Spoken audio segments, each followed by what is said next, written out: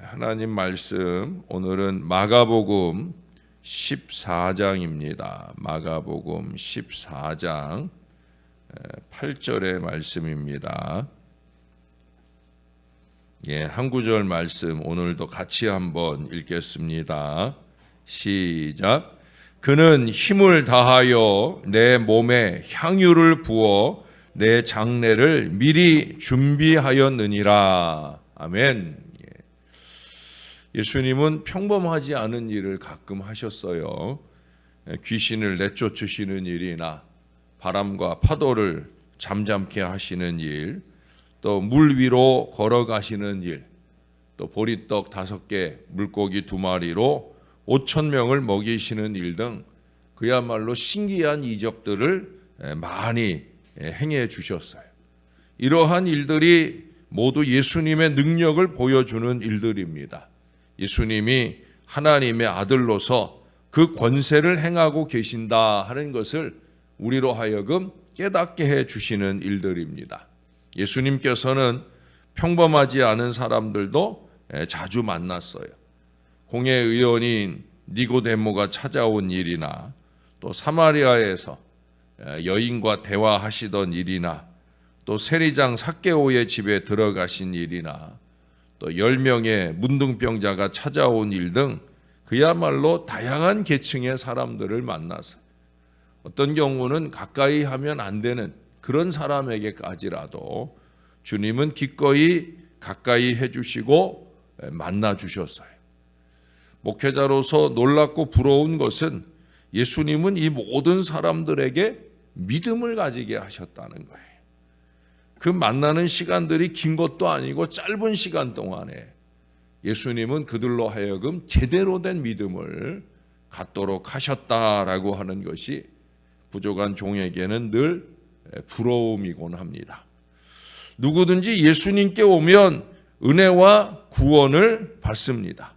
당장은 근심하며 돌아갔던 그런 사람들도 나중에는 반드시 그렇게 되고야 많은 경우를 보게 됩니다.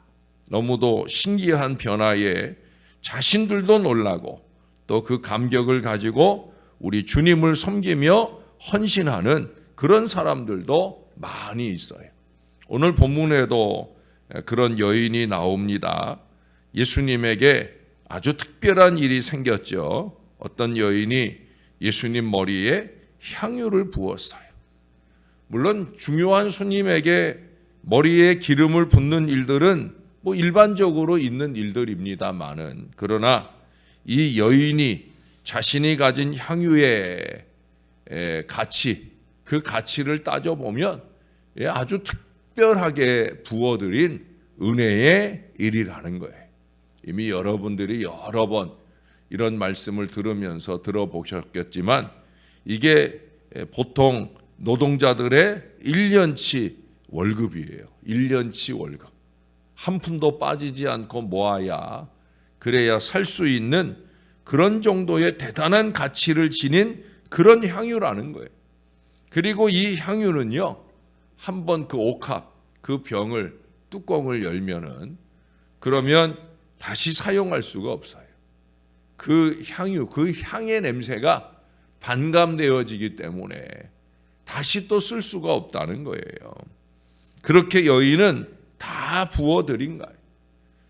우리가 마리아라고 알고 있는 이 여인은 대단히 귀한 향유 전체를 예수님을 위해 단 한 번에 다 사용했다는 거예요. 예수님의 머리에 1년치 월급에 해당하는 향유가 부어진 겁니다. 그렇게 많은 헌금을 여러분 한 번에 드려보신 적이 있으십니까? 저는 한 번은 있는 것 같아요. 한 번 정도는. 제가 개척할 때 그때 퇴직금으로, 그래도 그 당시 돈으로는 꽤 큰 돈이지요. 제가 한 교회에서 이제 8년을 헌신했으니까 퇴직금이 꽤 됐어요. 그리고 거기에다가 우리 장인어른이 조금 더 돈을 보태주셔가지고 그때 그 지역에 22평 아파트에 전세를 들었어요. 물론 이제 양주 지역이고 지금은 거기도 많이 비싸졌겠지만 그때만 해도 어떻든 그 시기에 그 정도 전세 우리가 22평 아파트 들었던 건데, 근데 이제 교회가 건축할 때 우리가 그 전세 자금을 다 하나님 앞에 드렸습니다. 내 거라 생각하지 않았으니까, 저만 그런 게 아니라 우리 아내도 마찬가지였으니까 그게 저희에게는 당연한 일이었습니다. 어쩌면 우리 평생에 단 한 번도 그런 헌신을 하지 못할 수도 있을 거예요.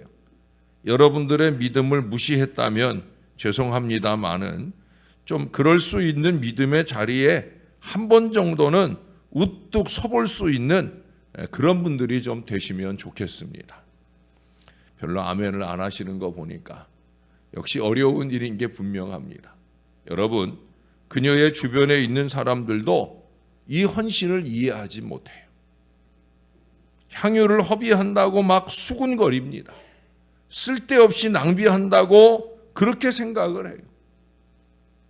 가룟 유다의 경우에서도 들었던 것처럼 예수님 제자들조차도, 제자라는 사람들조차도 그랬어요. 왜 그것을 허비하느냐? 그것을 팔아 가난한 사람들에게 나누어 주면 좋았을 것이라고 오늘 5절에 보면은 책망했다고 말하고 있어요. 여러분, 헌신이 책망받을 일은 아닌데 책망을 했다는 거예요.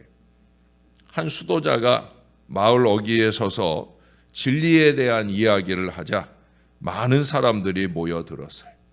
이 수도자는 매일 아침마다 같은 자리를 찾아서 이야기를 하였고, 사람들은 때마다 모여들어서 그 수도자의 이야기를 들었어요. 수도자에 대한 소문이 입에서 입으로 퍼져나갈수록 많은 사람들이 모여들었습니다. 그러나 시간이 지나면서 사람들의 발길은 줄어들기 시작했어요.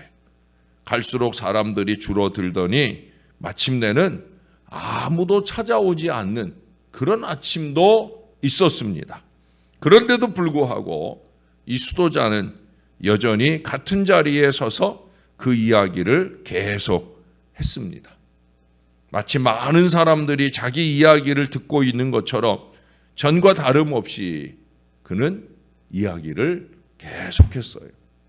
아무도 듣는 사람이 없는데 혼자서 이야기를 하는 이 수도자를 보고 한 아이가 물었습니다. 아저씨, 아무도 듣는 사람이 없는데 아저씨는 도대체 누구더러 들으라고 이야기를 계속 하십니까? 라고 물었어요. 그때 이분이 아이에게 이런 대답을 합니다. 전에는 내가 사람들을 변화시키려고 이야기를 했지만 지금은 사람들이 나를 변화시키지 못하게 하려고 이야기를 하는 거란다. 여러분, 이 말의 의미를 이해하시겠습니까? 제가 사실은 한 가지 얘기를 더 준비했지만 너무 설교가 길어지지 않을까 싶어서 그 얘기는 안 하려고 합니다. 어떻든 자기를 지키기 위해 자기의 순전을 지키려고 그렇게 노력하고 있다는 거예요. 저 역시 마찬가지예요. 제 친구 목사들도 그런 얘기를 해요. 야, 요새 누가 사순절 기간 40일 동안의 특세를 하냐. 일주일 특세도 하느니 마느니 그러는데 40일을 누가 하느냐, 그런 얘기를 해요. 특히 올해는 정식 특세도 아닌 이 40여일의 기간에 저는 정성껏 말씀을 준비하고 이 말씀을 전합니다. 누가 그러느냐? 친구들이 말하기도 하지만, 그것도 목사들이 말하기도 하지만, 저는 저 자신을 지키려고 목회자로서의 저의 자리나 또 이 말씀들로 저 자신을 지켜내려고 이와 같은 시간들을 여러분들과 함께 하고 있어요. 사방 세 걸음밖에 걸을 수 없는 좁다란 독방에 홀로 갇힌 양심수가 있었습니다. 그가 이 좁은 독방의 고통을 이길 수 있었던 것은 그는 2걸음 이상을 걷지 않았다는 거예요. 한 발, 2발, 그리고 3발째는 스스로 걷지 않고 멈추어 섭니다. 어느 쪽으로든 그는 의식적으로 2걸음 이상을 걷지 않았다는 거예요. 왜? 3걸음을 걸으면 그 막다른 벽 앞에 한계를 느꼈겠지만 그는 그 전에 멈추어 서는 거예요. 그러니 아직도 그에게는 한 걸음의 여유가 느껴지게 된다는 거예요. 여러분, 우리가 세상을 바꾸는 일은 불가능할지 몰라요. 부족한 종이 10년여 여러분들과 목회를 했지만 바뀌어지지 않는 사람들은 여전히 있더라고요. 그럴 수 있는 거예요.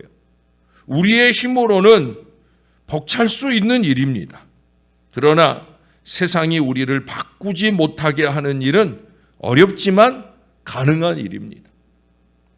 10년 전에 제가 여러분들과 함께 처음 만날 때나 지금이나 얼굴이 좀 늙은 건 있을지 몰라도 제 마음가짐만큼은 바뀌어지지 않았다라고 저는 자부할 수 있습니다.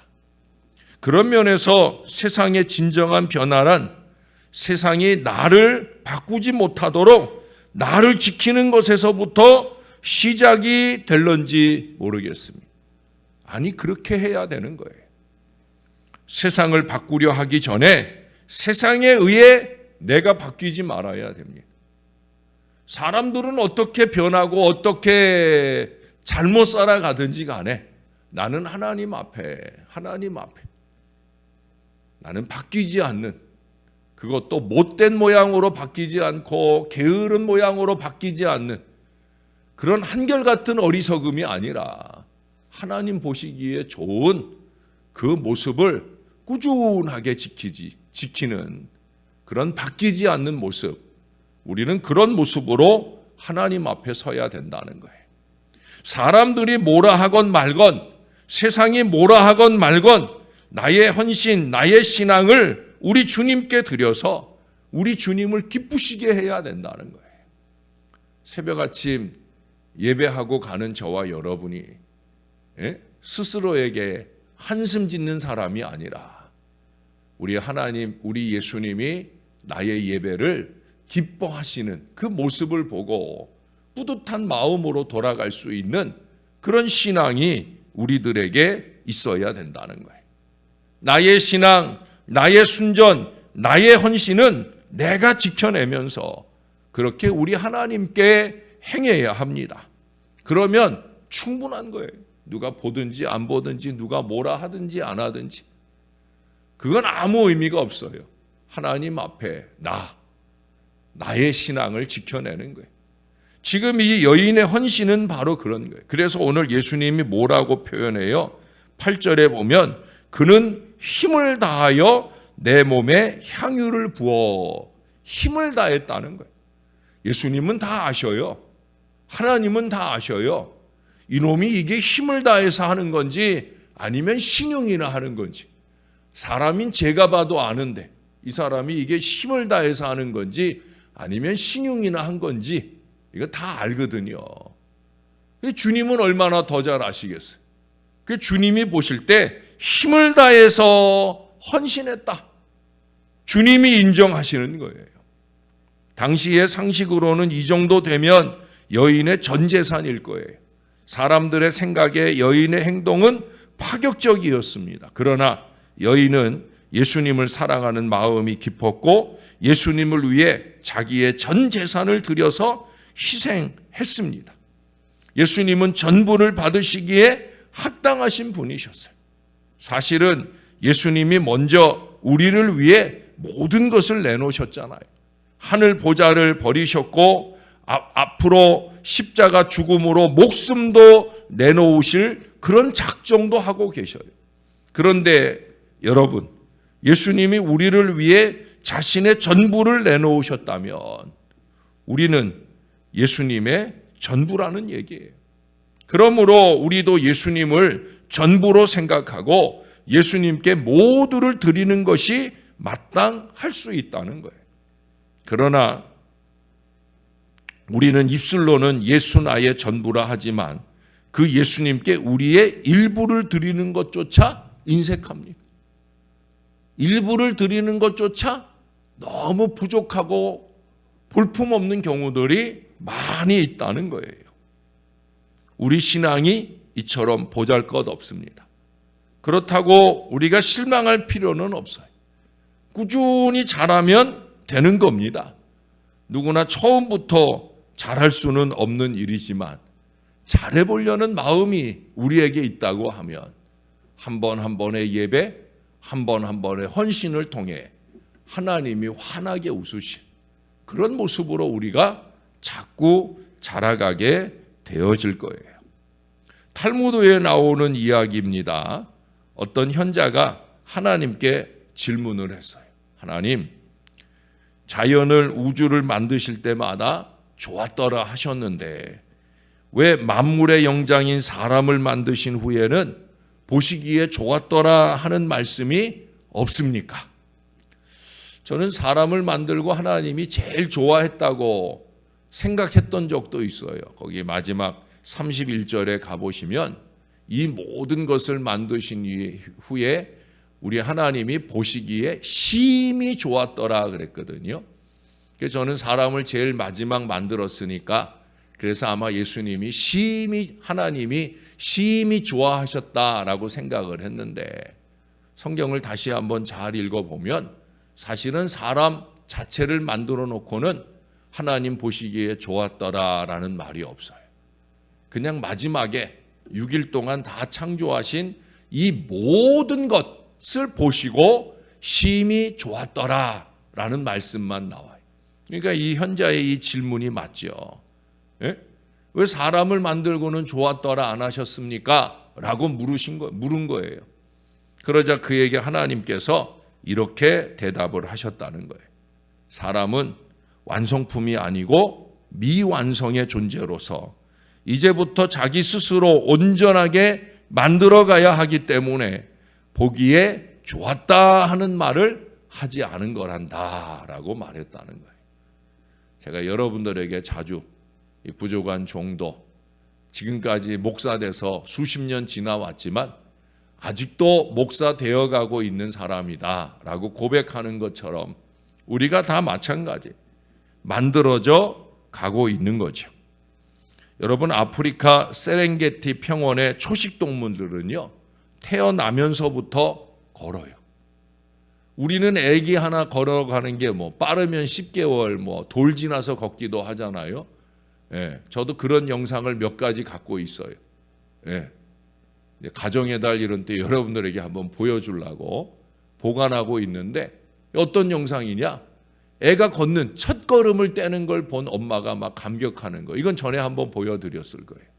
엄마가 졸다 말고 아이가 걷는 걸 보고 벌떡 일어나가지고 난리가 나잖아요. 대부분 다 그렇죠. 사람은 그렇게 10개월, 1년 지나가야 걸어요. 근데 세렝게티의 초식동물은요,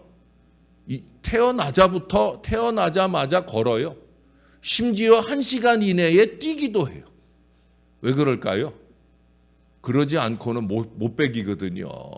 약육강식의 그 초원에서는 먹이사슬의 피비린내 나는 그 삶의 현장에서 살아남기 위해서는 그러지 않고는 안 되는 거예요.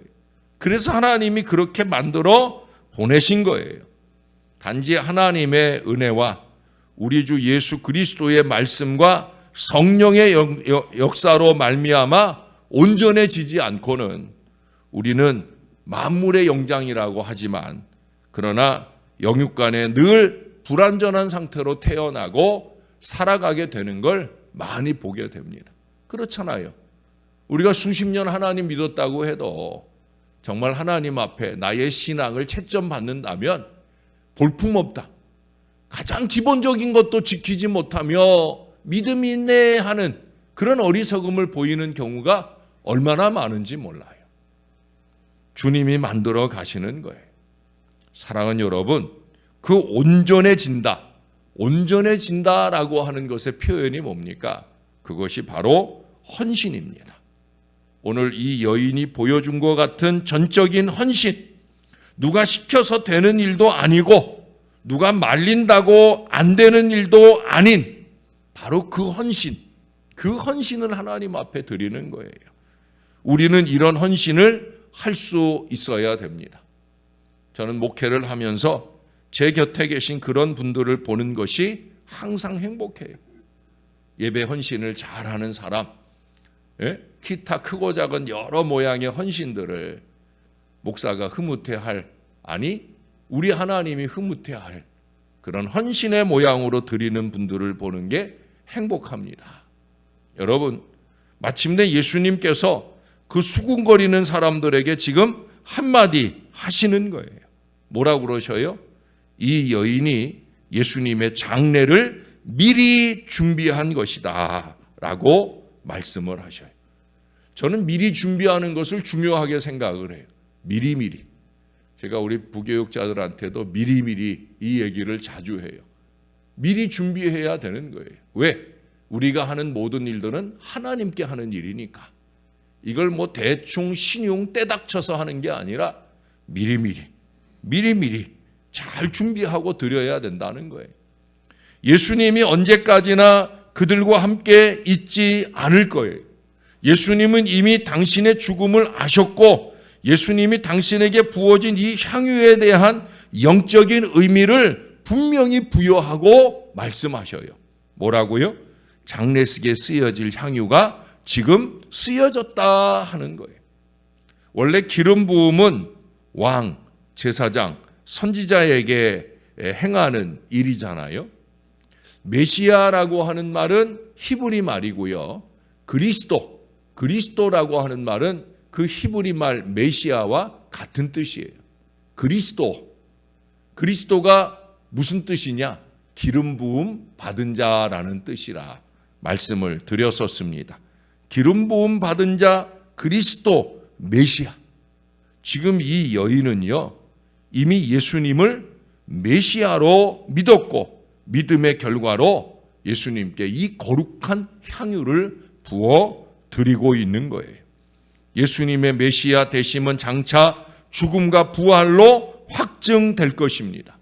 예수님의 죽음과 부활이 전파되는 곳에 이 여인의 행한 일도 알려질 것임을 그 뒤에 9절에 분명히 말씀하고 있어요. 그래서 저와 여러분도 이렇게 이 말씀을 읽으며 알게 되어진 거예요. 왜 그래요? 믿음의 증거이기 때문이에요. 그녀의 헌신은 보지 못한 미래 비전에 근거합니다. 믿음 없이는 볼 수 없고 할 수 없는 미래 비전, 그 비전을 위한 헌신이라는 거예요. 우리가 얼마 전에 전도간증 들을 때도 그런 말씀을 들었잖아요. 하지 못할 바에는 아무 말도 하지 말아라. 참 중요한 얘기예요. 저에게서는 정말 중요한 얘기. 하지 않을 바에는 그냥 잠자코 있어주는 것만 해도 도와주는 거다. 여러분 좀 명심해야 됩니다. 하는 사람을 방해하는 사람에게 돌아오는 것은 주님의 책망뿐이에요. 우리는 그런 책망 듣는 사람이면 안 됩니다. 오히려 우리는 주변의 방해를 무릅쓰고 드리는 믿음, 이 믿음의 헌신을 통해 칭찬과 상급이 따르는 그런 신앙생활을 해야 돼. 주님을 기쁘시게 하는 믿음은 더욱더 넘치는 기쁨으로 대갚아 주신다는 사실을 잊지 말아야 돼. 우리 하나님은 우리가 드린 헌신을 흐뭇하게 기뻐하고 웃으시는 걸로 끝내지를 않으셔. 부족한 종은 힘이 없으니까, 그러니까 그냥 아이고 좋다. 이런 교인하고 신앙에서 좋다. 행복하다. 뭐 그런 정도일 수밖에 없지만 하나님은 아니셔. 하나님은 당신이 기뻐하셨으면 반드시 갚아주신다는 거예요. 사랑하는 여러분, 저와 여러분은 이 기쁨으로 충만한 신앙 인생이 되어야 할 줄로 믿습니다. 이제 앞으로 한 22일 정도 남아있는 이 특별한 새벽 아침, 누군가에겐 특별하지 않지만 하나님 앞에 나에게는 특별한 이 사순절의 여정, 새벽제단인 것을 기억하고 열심 있게 헌신하되 힘을 다하여 헌신함으로 하나님을 기쁘시게 하고 그 하나님 때문에 저와 여러분도 행복한 이 사순절 여정이 꼭 되시기를 우리의 구주 되시는 예수님 이름으로 간절히 축원합니다. 기도하겠습니다. 좋으신 하나님, 하나님 앞에 내 신앙을 잘 지켜내게 도와주시옵소서. 사람이 뭐라 하든지 옳지 않은 일에 쓸데없는 고집을 부리는 어리석은 사람은 되지 말게 하시고, 정말 하나님이 기뻐하실, 남들이 보지 못하고 남들은 할 수 없는 그런 헌신의 역사를 아름답게 쌓아가는 저와 이 모든 자녀들 되게 하여 주옵소서. 우리의 마음 중심에 예배를 헌신할 때 키타 크고 작은 여러 모양의 헌신을 드릴 때마다 하나님이 나를 흐뭇해 하시길 원하는 그 간절한 마음으로 한 번 한 번의 헌신을 이어가게 도와 주시옵소서. 물질적 가치로 따지자면 마리아의 헌신을 따라갈 수 없을지라도 마음의 정성을 보시는 하나님 앞에는 우리의 그 모든 헌신을 기쁘게 연락하시는 놀라운 은혜가 넘칠 수 있도록 우리의 마음 중심을 붙들어 주시옵소서. 누가 뭐라 하든지 안 하든지, 누가 같이 하든지 말든지, 나는 하나님이 내 마음을 감동하신 그 헌신을 통해 우리 하나님을 기쁘시게 하겠다. 이 믿음의 고집을 가지고 믿음의 순전을 지켜내는 저와 이 모든 자녀들 되게 도와 주시옵소서. 사순절 여정이 이제 반 정도 남았습니다. 하나님 마음 다하고 정성 다하여 믿음의 순전을 지켜내고 주님 앞에 하루하루 특별한 새벽 아침을 깨우는 우리의 열정을 더 뜨겁게 지켜 주시옵소서. 오늘도 우리 박민자 권사님 하나님 앞에 자신을 을에 의탁하며 감사의 예물을 올려드립니다. 기쁘게 연락하시고 칭찬하시고 축복해 주시옵소서. 그 마음이 하나님을 향하고 하나님께 의지하오니 하나님 그간에는 어머니를 위해, 남편을 위해, 자녀들을 위해서 많이 애쓰고 기도했지만은 이제 오늘 입원해서 중요한 검사를 4일 여정 받아야 되는 여종이 이 기간 동안에는 자기 자신만을 위해 집중하며 기도하게 도와주시고 여종의 간절한 기도를 들어주셔서 우리 하나님의 위로와 우리 하나님의 치유와 우리 하나님의 회복의 역사가 힘있게 나타나게 도와주시옵소서. 오늘 동일한 검사를 위해 병원 가는 분도 있고 검사가 진행 중인 분들도 있습니다. 한 사람 한 사람 주님 꼭 잡아주시고 주님 은혜로 치유되고 회복되도록 우리 하나님 역사해 주시옵소서. 감사합니다. 예수님 이름으로 기도합니다. 아멘.